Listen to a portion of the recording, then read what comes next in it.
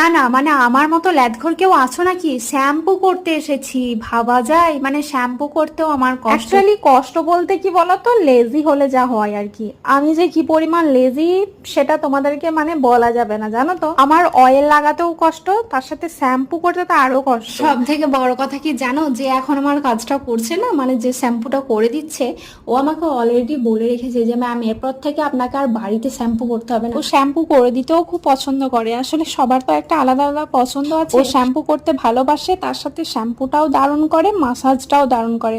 এমনকি এই যে শ্যাম্পু করে দিচ্ছে তার সাথেও দেখো একটা সুন্দর মাসাজ করছে। আমার চোখ দেখে বুঝতে পারছো কতটা রিল্যাক্স ফিল করছিলাম আমি। তোমরাও একবার অয়েল মাসাজটা করিয়ে নিয়ে যেও। আর আমাদের এখানে অয়েল মাসাজ মাত্র 88 রুপিস, সো প্রাইস নিয়ে কোনো প্রবলেম হবে না। হেয়ারটার মধ্যে কত চেঞ্জেস এসেছে দেখো, শুধুমাত্র অয়েল মাসাজ হয়েছে, তার সাথে শ্যাম্পু হয়েছে, কোনো হেয়ার স্পা কিন্তু হয়নি, বাট এত সিল্কি হয়ে গেছে।